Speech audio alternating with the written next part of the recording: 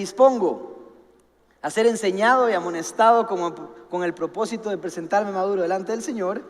La gracia del Señor abre las puertas y el carácter las mantiene abiertas. Ok, ahora sí, entramos a la enseñanza del día de hoy.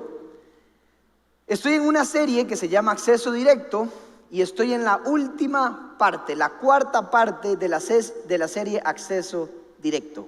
Esta enseñanza se llama Papá está en casa. Vamos a llegar al final porque es que le puse así, pero vamos a ir por un largo viaje para llegar hasta ese título. Pero esta serie ha sido de mucha bendición porque hemos estado estudiando el tabernáculo en los tiempos de Moisés. No el tabernáculo de Moisés. Si usted escucha a alguien decir el tabernáculo de Moisés, le pega un cosco, porque lo he explicado como 4 veces en las series anteriores. Es el tabernáculo de Dios, fue idea de Dios, no idea de Moisés. Fue idea de Dios porque Él quería habitar entre su pueblo, Él quería estar ahí en el pueblo. Los sacó del pueblo de Egipto y los llevó por el desierto y fueron nómadas por un tiempo hasta encontrar la tierra prometida, ¿sí? Entonces armaban tiendas de campañas o tabernáculos y se establecían ahí, recogían y seguían caminando, se establecían por un tiempo, recogían y se iban. Y Dios tuvo la idea de habitar ahí. Y era la tienda de Dios. ¿Por qué? Porque Él dijo, la van a construir con estas medidas, con estos utensilios adentro, van a separar estos lugares, va a haber un patio, un lugar santo, un lugar santísimo, y todo representa a Él. Entonces, de esta serie tiene que haber aprendido algo, espero. Y es que el tabernáculo se trata de 2 cosas. Es de conocer cómo es Dios y quién es Dios, y de cómo accesar a Él. Esas son las 2 cosas. ¿Quién es Dios y cómo es Dios? Y cómo accesar a Él. ¿Por qué? Porque cada parte del tabernáculo tiene un significado y nos muestra a Jesucristo. Nos muestra quién es Jesucristo. Y también cómo accesar a Él. Porque en aquel tiempo nadie podía accesar a Él. Solo unos cuantos. Entonces, esto se trata del tabernáculo. Y por favor póngame la foto del tabernáculo para terminar con la última parte. Ya vimos, en la parte 1 hablamos del patio, o sea, del altar de bronce y la fuente de bronce. En el segundo y tercera parte, tuvimos 2 partes en el lugar santo. Hablamos de la mesa de la proposición del pan, el candelabro y el altar de incienso. Y hoy vamos a entrar al lugar santísimo para cerrar la serie. ¿Ok? Si usted no vio las pasadas, por favor, vaya y vea las pasadas. Le va a ser de bendición, estoy seguro. Ok, entonces estamos entrando al lugar santísimo. Vamos a tocar 3 puntos del lugar santísimo. ¿Qué era el lugar santísimo? ¿Cómo se ingresa al lugar santísimo? Y ahora, ¿a dónde está el nuevo lugar santísimo? ¿Les parece? Interesante, ¿verdad? Ok, ¿qué era el lugar santísimo? El lugar santísimo, como les dije, estaba en la tienda de campaña. Era la última parte de la casa del Señor. Ahí estaba el Señor. Y el lugar santísimo representaba algo. Solo tenía una cosa, no era como el lugar santo que habían varias cosas. Aquí solo había una sola cosa. ¿Saben qué? El arca del pacto. El arca del pacto, que era una caja rectangular de madera, de acacia, recubierta por dentro y por fuera de oro. Tenía 4 anillos a los lados, le metían varillas de madera de acacia recubiertas en oro también, para que los sacerdotes lo pudieran agarrar y lo transportaran. ¿Ok? Había un propiciatorio, que es el propiciatorio, es la tapa, es la cubierta del arca del pacto, que esa era completamente de oro y tenía una corona a sus lados y tenía 2 querubines. Dios le dijo, hagan los 2 querubines a martillo, los van a hacer. Imagínense qué gatos los que hicieron esas figuras de los querubines, y que esos querubines extendieran sus alas uno contra el otro para cubrir el propiciatorio. ¿Ok? Entonces, el propiciatorio es solo una tapa, no se confunda. Es una tapa, es lo que cubría la presencia de Dios y lo que cubría el arca del pacto. ¿Ok? ¿Qué había dentro del arca del pacto? Los 10 mandamientos. ¿Ok? Era lo único que había. Otros dicen que habían otras cosas, pero no vamos a entrar en eso. Lo importante es que ahí se guardaban los 10 mandamientos que Dios le había dado a Moisés.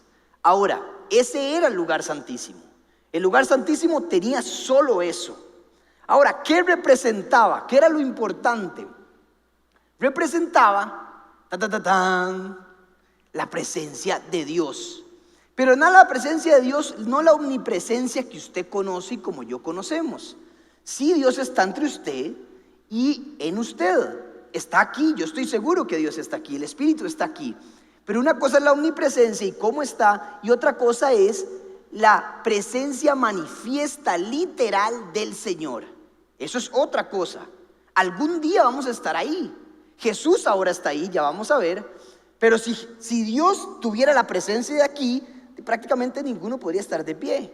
Como Juan, cuando se lo topó, decía: caí como muerto. Y la gente que se lo topó, mis rodillas no tenían estabilidad, porque la presencia de Dios es demasiado fuerte. Kabod, que significa la gloria de Dios, eso era lo que había ahí, la gloria, el trono de Dios, era Dios mismo ahí en el arca del pacto. Por eso nadie la podía ver. La palabra significa el peso de la gloria de Dios. Tiene peso, es pesada su presencia. Ninguno se podría resistir. Hay una historia en Reyes cuando en el templo de Salomón que construyeron, llevaron el arca del pacto, la transportaron y la pusieron en el lugar santísimo. ¿Y qué sucedió? Dios llenó la casa de su presencia, del peso de su gloria. Dice que los sacerdotes, la palabra lo dice, que tuvieron que salir del templo porque era tan pesado que no pudieron ni ministrar ni celebrar el culto. Y todos dijeron: Dios está aquí. Cuando llevaron el arca del pacto, la presencia de Dios se estableció.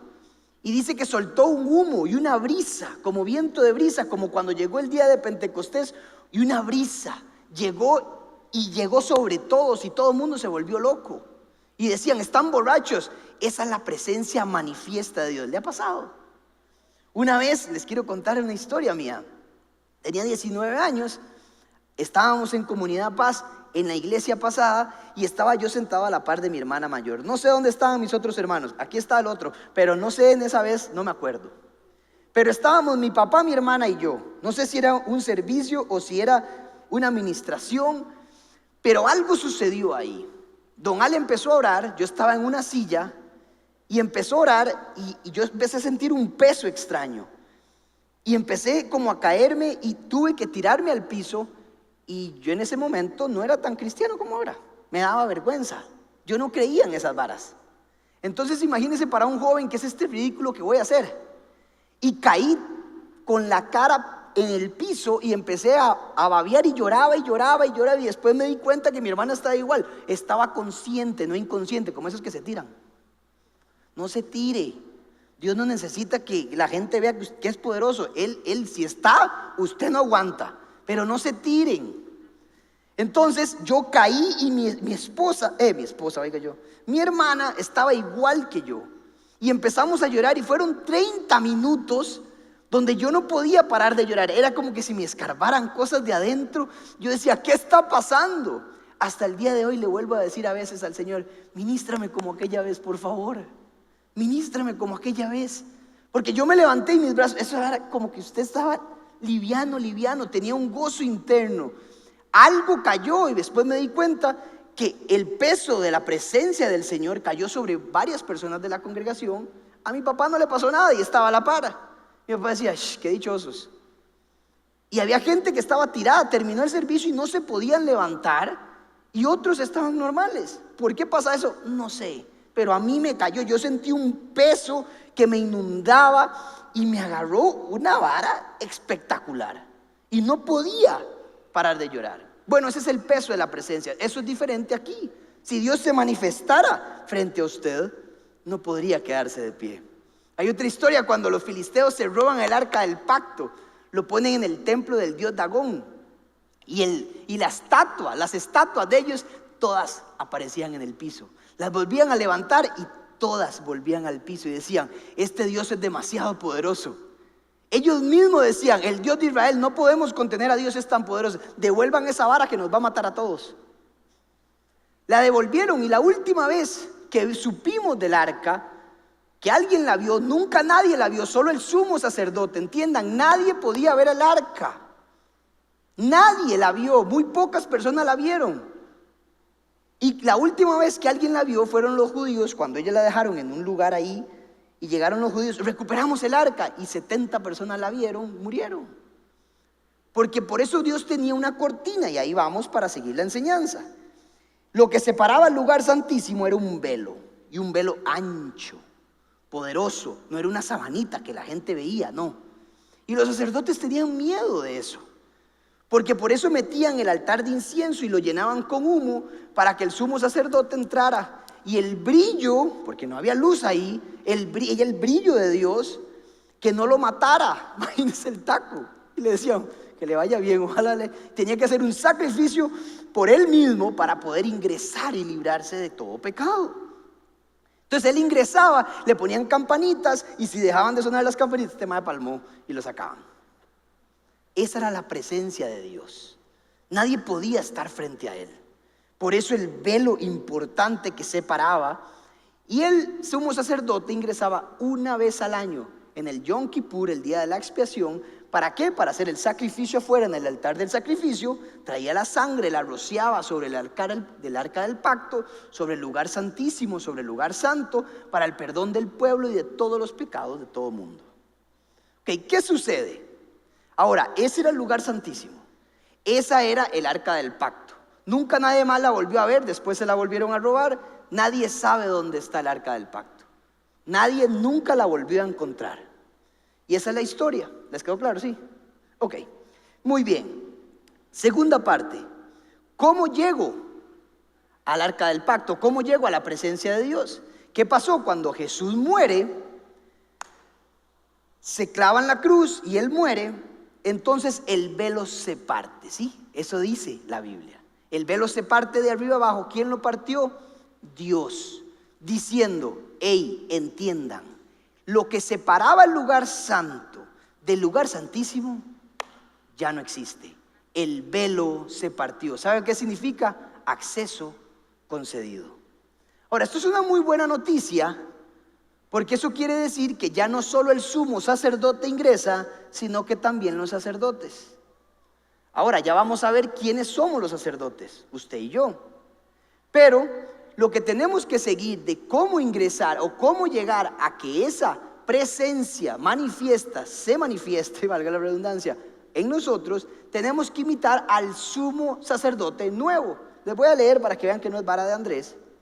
Hebreos 10, 19 al 22. Y dice lo siguiente: así que, hermanos, mediante la sangre de ¿quién? De Jesús, tenemos plena libertad para entrar en el lugar santísimo. Ese versículo es extraordinario. Para los judíos, ellos no entendían eso. Nadie podía ingresar por el camino nuevo y vivo que Él nos ha abierto a través de la cortina, en otra versión dice el velo, es decir, a través de su cuerpo. Y tenemos además un gran sacerdote al frente de la familia de Dios. Acerquémonos pues a Dios con corazón sincero y con plena seguridad que da la fe, interiormente purificados de una conciencia culpable y exteriormente lavados con agua pura, que es la palabra. Ok, entiendan. Entonces, Jesús es el que logra que el velo se parta, y entonces Él va arriba y entonces está sentado a la derecha del Padre. Sí, lo había escuchado en la palabra. Bueno, Él está en la presencia de Dios, en esta presencia que estamos hablando. Pero ya no hay velo, por lo tanto usted y yo podemos ingresar. Lo que hay que hacer es imitar a un hombre, porque el sumo sacerdote le explicaba a los sacerdotes cómo ingresar y qué hacer para ser sacerdotes. ¿Quién es nuestro nuevo sumo sacerdote? Jesús. Hay que imitar a Jesús. Hebreos 5 del 8 al 10. Vean esto, y esto es lo que quiero que toquemos y añadir a esta serie. Aunque era hijo, mediante el sufrimiento aprendió a obedecer, y consumada su perfección llegó a ser autor de salvación eterna para todos los que le obedecen, y Dios lo nombró como sacerdote según el orden de Melquisedec. Ok, aquí nos revela algo muy importante. Por el sufrimiento aprendió a obedecer. ¿Qué quiero agregarle a esta serie? Esta serie se ha tratado de que usted deje de ser cristiano de patio, así de feo suena, pero es que estábamos en el patio la primera. Y la idea es que usted no sea cristiano de domingo, de una vez por semana. Por favor, póngame atención. Es que usted pase de ser cristiano de patio a tener una comunión y una intimidad con el Señor. ¿Sí? Jesús cumplió todo lo del tabernáculo. Solo una cosa quitó el Señor, quitó el velo, pero todos los demás utensilios estaban ahí y siguen ahí para que se reflejen en su corazón. Solo una cosa quitó, no quitó el lugar santo, no quitó la mesa, no quitó el candelabro, no quitó el altar de incienso, ni la fuente, ni el altar del sacrificio. ¿Qué quiere decir esto? Que por eso leí que Jesús, por su sufrimiento, aprendió a obedecer. Que nos cuesta mucho procesar esto. Que cada uno de nosotros tiene que aprender lo que hizo Jesús. Jesús se negó a sí mismo, sus deseos, sus pecados no, sus deseos de pecar, los clavó en la cruz siempre, porque Él fue tentado en todo, como dice la palabra, mas sin pecado. Ahora, ¿para qué es el altar del sacrificio? Vamos a repasar. Solo hay un sacrificio y es la sangre de Jesús. Pero usted mismo es el sacrificio que tiene que seguir presentando en el tabernáculo. Es su propia vida, son sus deseos. Es llegar y poner lo que usted es. Por eso Pablo dice, preséntense como sacrificio vivo delante de la cruz. Es su vida. Si yo quiero aprender a tener la gloria manifiesta de Dios, tengo que aprender a obedecer y a ser humilde. Ese es el ingrediente que quiero agregar a la intimidad y comunión. Obediencia y humildad. Jesús aprendió a obedecer y a ser humilde. ¿Por qué obedecer? Porque Él tenía que obedecer aún cuando Él era hijo. Aún cuando tenía poder, podía escupir fuego a todo mundo, desarmar a todo mundo, defenderse con derecho, porque era inocente. Y aún así se tragó todo para obedecer, y para obedecer se requiere humildad. Y cuando usted obedece y es humilde, está amando a Dios. Ahora estábamos diciendo, amamos a Dios, te amamos, te amamos. Pero ¿sabe cómo ama a Dios? Primera de Juan 5:3. El amor a Dios consiste en obedecer sus mandamientos. Jesús se negó a sí mismo para obedecer. Él pudo haber tomado el camino del orgullo y del poder, pero tomó el camino de la humildad. Usted tiene que llegar ante el sacrificio, ante la cruz, y presentar su vida. Yo nunca había entendido esto hasta hace mucho. Pero una cosa es sentir por Dios y decir te amo, y otra cosa es amarlo de verdad. Jesús obedeció y por el sufrimiento así aprendió a obedecer. Su crisis, sus tentaciones le enseñan a obedecer. Cuando usted cae en la tentación, no está siendo como el sumo sacerdote, porque Él fue tentado en todo, mas no pecó. 1 Corintios 10:13. Juntamente con la tentación tiene usted una salida. El día que usted obedece, está siendo como el sumo sacerdote. Y el día que usted obedece, aprende humildad, porque no se defiende, porque no son sus deseos, son los deseos del Padre. Y cuando usted obedece y es humilde, está amando al Señor. Y cuando sucede eso, usted puede ingresar al lugar santísimo, porque ningún sacerdote que obedecía podía tener la gloria de Dios y sentarse en el trono del Padre. Muchos de nosotros no entendemos que la obediencia tiene que ir con ese ingrediente especial de la intimidad y la comunión que hablamos en la parte 2 y en la parte 3. Necesito que usted entienda que obedecer y humildad es necesario para toparse con Dios. Si no, no hay gloria de Dios. Por eso las estatuas caían. Un corazón orgulloso parado frente al Señor cae de rodillas. Tenemos que tener un corazón humilde y obediente. Me hace gracia una historia que está en Jueces y es lindísima, póngame atención, que está en Jueces 9, del 8 al 16, que era una vez que los árboles andaban buscando rey para sí. Esta historia es impresionante. Todo el mundo pasa y la lee y no se da cuenta de lo que hay ahí. Pero los árboles llegaron y le dijeron a los otros árboles, y fueron a donde el olivo y le dijeron: ¿por qué no reinas entre nosotros?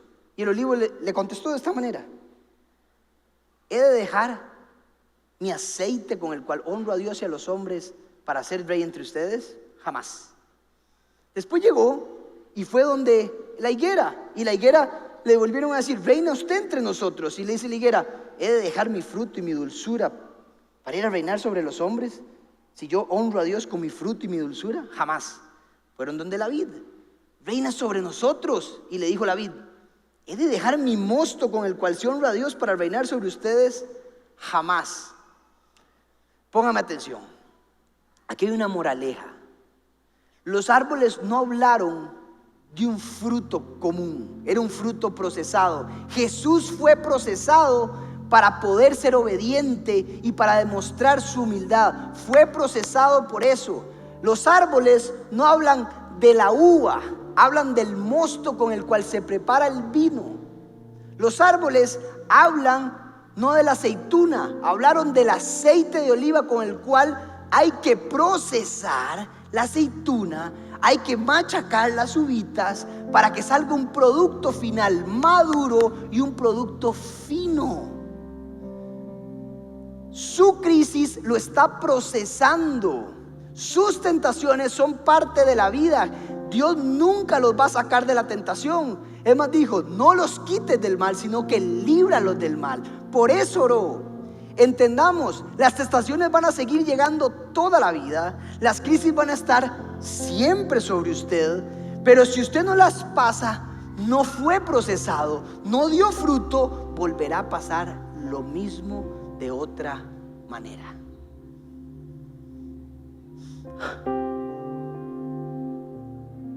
No hemos entendido esto. El Señor nos está dejando ser procesados. Hay gente que se siente debajo de la tierra y siempre les digo: usted no fue enterrado, usted fue plantado para florecer. Tu crisis, tu tentación es la oportunidad para obedecer, para ser humilde y para demostrarle al Señor que lo amas, como Jesús lo hizo por el sufrimiento, por lo que pasó, por su crisis. Aprendió a obedecer y por eso fue exaltado como sumo sacerdote. Sin humildad y sin obediencia no entramos a la gloria de Dios. Sí, es muy bonito hablar del amor y de la fe, pero la obediencia es una decisión. Aprendas este versículo. Dios ya le dio la salida. Juntamente con la tentación hay siempre una salida. Por eso nunca van a ser tentados más de lo que puedan soportar. No hay excusa. Jesús, siendo inocente, no tuvo excusas, simplemente obedeció. Y Jesús cumplió con todo el tabernáculo. Como le dije, sacrificó lo que él era, su poder, su orgullo. Luego se lavó en la fuente de bronce con la palabra, se sabía la palabra de memoria. Pero les he dicho, no es suficiente el patio, porque eso es conocimiento, es ser salvo nada más. Cuando ingreso al lugar santo, tengo comunión, intimidad, y entonces doy fruto. Pero en el patio no, solo adentro. Aquí soy salvo y con una vida llena de abundancia, con fruto del Espíritu. Yo puedo vivir con mi esposa en la misma casa y nunca tener intimidad. Usted puede vivir con el Espíritu aquí mismo y nunca tener intimidad. Si yo no tengo intimidad con mi esposa, no hay el fruto de los bebés. Si yo no tengo intimidad con el Espíritu Santo, no hay fruto del Espíritu. Son dos cosas muy distintas. Jesús sí sacrificó lo que él era. Jesús sí se lavó con la palabra, pero oraba todos los días, incluso en los momentos de crisis, que era cuando lo iban a clavar en la cruz. Y él ya sabía, imagínense lo que es saber lo que le espera. Oró toda la noche y no rulió, porque se tenía que preparar su comunión y su intimidad para dar el fruto en medio de la crisis, para no pecar. Usted sabe la desesperación, no defenderse. Tanto estrés que el hombre sudó sangre. Es posible sudar sangre, según los científicos, en un nivel de estrés extremo. Y Jesús cumplió con cada parte del tabernáculo. Quiero que imitemos a Jesús. Y por eso entonces es el único que está sentado en la gloria manifiesta de Dios. Amén. Ahora, para cerrar con esta enseñanza, yo sé que le he dicho que usted es un sacerdote, pero quiero que entienda, necesito que me crea porque no me puedo devolver. Dios una vez escogió al pueblo judío y le dijo: me serán ustedes un pueblo de sacerdotes. ¿Sacerdote qué significa? Es que son apartados para Dios, son santos. Ustedes serán santos, apartados para Dios. Me van a representar en la tierra. Sucedió algo, los decepcionó el Señor. Entonces dijo: bueno, ahora solo esta tribu, la tribu de Leví, van a ser los sacerdotes. Entonces ya no era un pueblo, ahora solo una tribu que decidió. Entonces de la tribu de Leví salen los fariseos y los saduceos, los genios de la ley, los sacerdotes. Ahora, cuando Cristo muere, nos dice la palabra, me tiene que creer, que ahora usted y yo somos los sacerdotes, ya no ellos. Pero quiero que entienda cuál es la misión de un sacerdote. Escuche, Deuteronomio 10:8. En aquel tiempo el Señor designó a la tribu de Leví para llevar el arca del pacto y estar en su presencia, y para ministrar y pronunciar bendiciones en su nombre, como hasta hoy lo hace. ¿Qué pasó con los sacerdotes? La tribu de Leví eran los sacerdotes, le dije. Solo ellos podían transportar y usar el arca del pacto. Solo ellos. ¿Quién es el sacerdote ahora? Usted. ¿Quién es el tabernáculo ahora? Usted mismo. ¿Quién es la casa de Dios? Usted. Por lo tanto, a usted le corresponde llevar el arca del pacto. La gloria de Dios manifiesta le corresponde a cada uno de nosotros. ¡Qué privilegio! Es usted y yo el tabernáculo viviente. Ya no es una casa. Ahora somos todos nosotros que queremos caminar y que Dios quiere que guardemos una presencia interna para ministrar lugares de reunión entre Dios y los hombres, pero sobre todo para que usted se ministre. Y así como los israelitas en el templo de Salomón salieron y dijeron: Dios está en casa, que usted pueda llegar y decir: papá está en mi casa, papá está en casa. Esa es su misión como sacerdote. Ese es el tabernáculo del Señor. De eso aprendemos. Pero necesita sacrificar, lavarse con la palabra, tener intimidad, dar fruto, tener comunión y sobre todo obediencia y humildad para llegar a manifestar la gloria poderosa de Dios. La pregunta es: ¿quiere hacerlo? ¿Ha estado usted ahí? ¿O nunca lo ha experimentado? Usted lleva al Señor, usted lleva el arca del pacto, usted lleva el poder. Y cierro con esto. En 2 Corintios 5:20 dice: somos embajadores de Cristo. ¿Lo había escuchado? Usted sabe que la embajada de Estados Unidos aquí, el territorio de la embajada de Estados Unidos, no hay ley tica que pueda estar sobre ellos. Porque en la embajada, la ley que opera es la estadounidense. Y cualquier embajada es así. Las leyes del país donde está no operan sobre esa embajada, operan las del país de él.